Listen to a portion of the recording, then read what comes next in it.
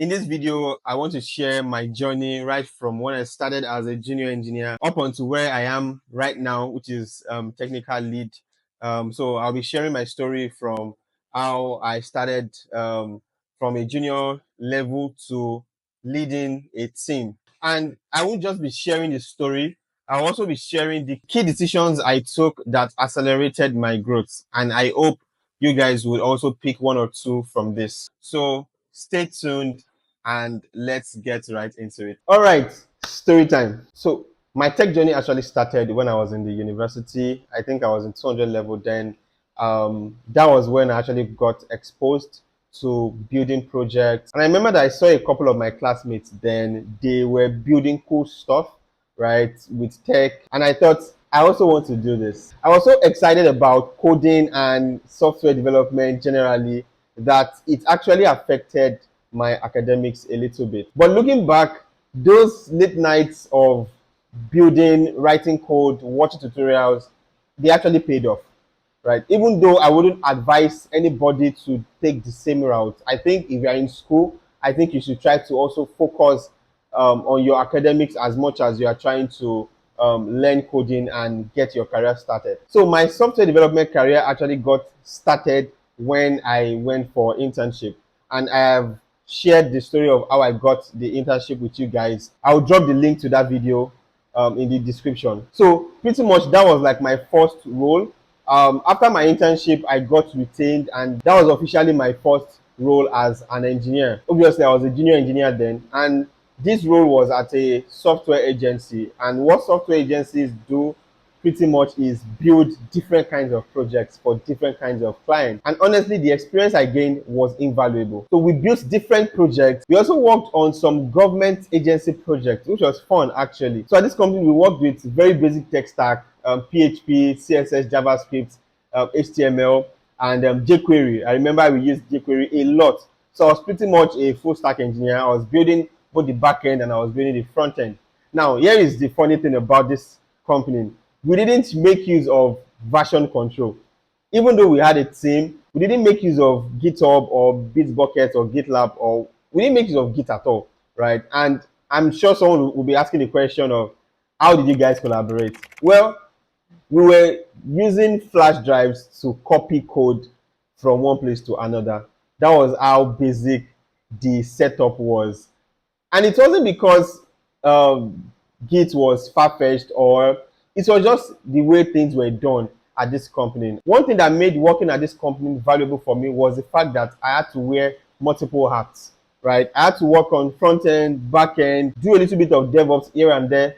Pretty much every project was an opportunity to learn. And do not forget that I was still a student while I was working at this company. And while I was still in school, I was working on different projects. I was working on projects for free, honestly. Because for me, the most important thing for me was just, let me build something that people would use, right? It doesn't matter whether they pay for it or not, right? And I remember one of the projects I built then was for a classmate's final year project, right? I think the project was about building a system for randomizing sitting arrangements during examination. As simple as it sounds, that was what I built, and I built it for free, right? But I was very happy building it. So like I said, it wasn't like the money for me. It was more of getting real project experience, building confidence, and also getting feedback. And I always say this, the more you build, the better you get. Consistency is key. As you build more projects, you are actually building confidence along with it. So fast forward to when I graduated from school, I decided to resign from this, my not so comfortable job. I mean, I can't say it was comfortable because, I mean, it was okay then. I was earning, I think, around 30,000 naira per month. Not because I had another job lined up for me, but because I realized that I was not learning anymore. I had gotten to that point where no project was challenging, right? In fact, I was starting to look like a star boy. Like, oh, if you want anything done, just give it to Ibini, he will do it for you.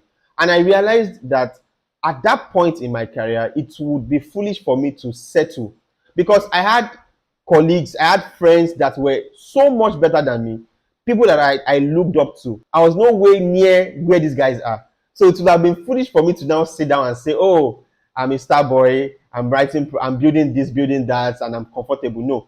So I decided to resign, although I wouldn't advise anybody to take that same step. I was just blessed enough that it worked out for me. I wouldn't even make that same decision right now in my career unless I get a leading from God to do so. So don't say that because Ibini resign, you will not go and resign. No, no, let's not do that, please. And also, I actually thought that if I resigned, I would be able to get another job in like a month. Honestly, I was shocked. I think I stayed at home for 5 months, right, while trying to get another job. I applied to every single place. And I did not get any job. Not until eventually a friend of mine referred me to a job. And let me mention that while I was at home, those 5 months, I didn't just sit at home doing nothing. I spent time getting better, right? Remember, I said that in my previous at my previous place, we made use of PHP, HTML, CSS. While I was at home during those 5 months, I was building projects with Laravel and React. I was just getting to learn more things, right? And then I got the interview through referral from my friend, and this company made use of Laravel and React. You see what I'm saying? And then, so I got the job, right? But the point I'm trying to make is that I didn't wait for that opportunity, right? I already prepared myself before the opportunity came. And there's a saying that success is where opportunity meets preparation, right? I was only able to get that job because I was prepared for that opportunity. So that's another thing. Always be prepared. Always be prepared. The fact that things are not looking the way you are expecting them to look doesn't mean you should not make the best of your current situation. So after spending a few months at the new place, the company actually packed up due to lack of funding, and I was jobless again. And then I remember that then I posted on LinkedIn, posted on Twitter that I needed a job. I was actually trying to look for the link to those posts, right? Just I pray I'm able to find them. So I sent a post out that I was looking for a job, and yeah, someone reached out to me and got me an interview at Global Accelerex. It was for a Node.js engineer role. While I was in school, before I started writing PHP at the company where I did my internship, I was actually learning Node.js. And all through the time I was writing PHP, I never left Node.js. So even though I was writing PHP during the day, I was writing Node.js in the night. So that's another thing. If I'd left Node.js, there's a high chance that I wouldn't have gotten the opportunity to work at Global Accelerex. So long story short, I got into Global Accelerex as an engineer, and that was my first Node.js developer job. Every other thing I've been doing has been like side projects here and there. That was like my first paid Node.js developer job. So while I was at Global Accelerex, I learned a lot because Global Accelerex is a company that has standards. They had processes in place. There were a lot of senior engineers I could learn from. My manager was awesome, and he saw the potential in me. So he kept pushing me, giving me complex projects to work on. And I remember that there was a point where we even needed to like hire more Node.js engineers. He decided to just let me take point on that. So I actually got interviewing experience at Global Accelerex. And then after spending some time at Global Accelerex, I got into Paystack. I've shared the story of how I got into Paystack. If you have not seen that video, I would put a link to it somewhere or probably in the description. So I got to Paystack, and getting to Paystack was a game changer for my career. Working at Paystack was very transformative for me. And this was because Paystack had higher engineering standards. I had to learn to work with complex systems, and overall, I had to work with very talented engineers. It was at Paystack that I had an idea of what world-class engineering looked like. And that actually changed my perspective about a lot of things like code quality, team collaboration, system design, architecting systems all together, work culture. I learned a lot during my time at Paystack. And then after Paystack, I joined Quora. And last year, I became a tech lead at Quora. Honestly, becoming a tech lead comes with its own set of challenges, which probably I'll make another video for. But basically, being a tech lead at the moment involves making architectural decisions, setting the vision for your team technically, being involved in planning of projects, balancing technical and some level of people management, and helping to unblock others while also getting your own work done. I found out that being a tech lead is not as easy as it seemed, but we are here. And one thing I would say generally is that, see, having great technical skills can get you a job, but what will actually help you keep that job is people skills. So yeah, that was pretty much the story from being a junior developer to being a tech lead. Now let's talk about the key decisions that actually helped me accelerate my career and I believe can also help you. So the first one is never settling for comfort. Remember when I said that I resigned at my first job because I was not learning anymore? Yes, that is what not settling means, right? Again, it doesn't mean you should go resign from your job, right? If you feel like you're not learning, right? Try to get another job before resigning. The point is that when you are not challenged anymore, it's time to move. And moving might mean that you have to leave that company. It might also mean that you just have to change teams, which was something I did while I was at Paystack, right? I moved from one team to another when I realized that, okay, I think I have a lot more to gain at the other team. So that's something you can consider also. And I do regular retrospective to assess my growth. And you can do that too. You can ask questions like, am I still learning? Am I learning to solve new problems? Is this environment pushing me to grow? These are questions you should ask yourself to know whether you are growing at the current place or not. Now, the second decision is consistent learning and building. See, in this tech space, success is not something that just happens overnight. This is as a result of consistent and deliberate practice. You have to build and build and build. You have to learn and learn and learn for you to achieve success in tech. Success in tech is not just about longevity. It's not about you spending 5 years in tech. No.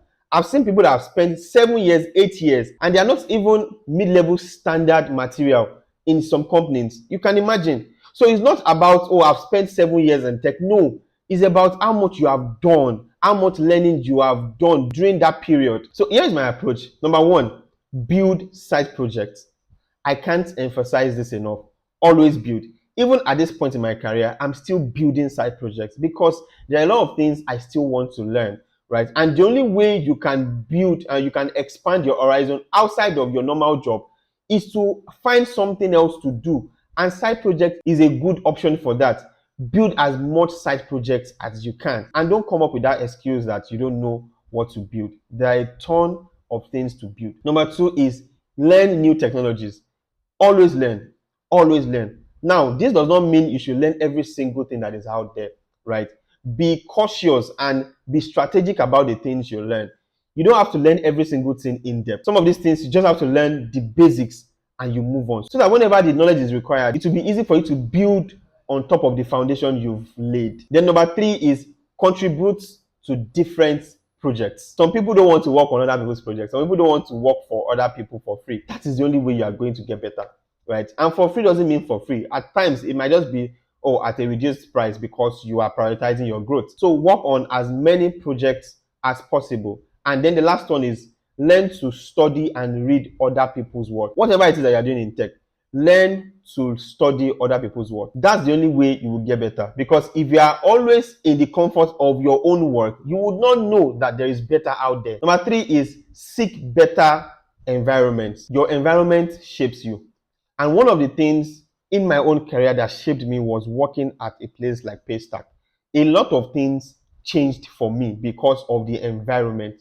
So you have to be intentional about sorting out companies where you can learn from better engineers. So look for a strong engineering culture. Join companies that solve challenging problems. Look for places that have growth opportunities and mentorship possibilities. One of the best things that can happen to you is to get a job at a place where there are a lot of more senior engineers that can actually guide you and mentor you to success. And then the fourth one, which is the last one, is mentor others. When I joined Paystack, a lot of people started reaching out to me. And one thing I can tell you for sure is teaching others actually accelerated my growth. See, you can't teach or you can't explain what you don't know. Mentoring actually deepens your understanding. You can't say you are mentoring someone, you are teaching someone something, and that thing you are teaching the person, you don't know it.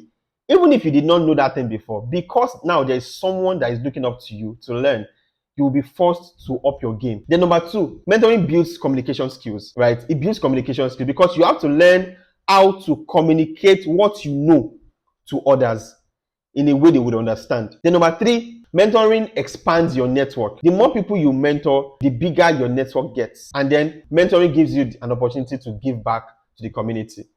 Because you yourself are a product of other people's investment, right? It only makes sense that you yourself invest in other people. So looking back, my growth has been a combination of hard work and consistency, my faith and my values, support from communities, and strategic decisions. Let me mention that it is very important that there is somebody or a set of people that are up there, people that you can always look up to. Because the more you look at these people, the more you get a sense of what is possible. And the more you know that, okay, where you have attained is good, but it's not enough. What you admire so much, you would eventually become. So stay focused on your growth and be intentional about your journey. That will be all for this video. If you found this video helpful, please like the video. And if you have not subscribed, please subscribe to the channel. And if you have questions or comments, drop them in the comment section and I'll be sure to respond. Also, connect with me on LinkedIn and Instagram. If you haven't done that, please do that. I also share short form content on Instagram and LinkedIn. And also join the Christian Tech community. I'll add a link to join in the description below. Please make sure to join so that you can connect with other people that share the same faith and values with you and also learn a lot more career insights. That'll be all for this video. I will see you guys in the next one. Until then, keep believing, keep growing, and keep glowing. Peace.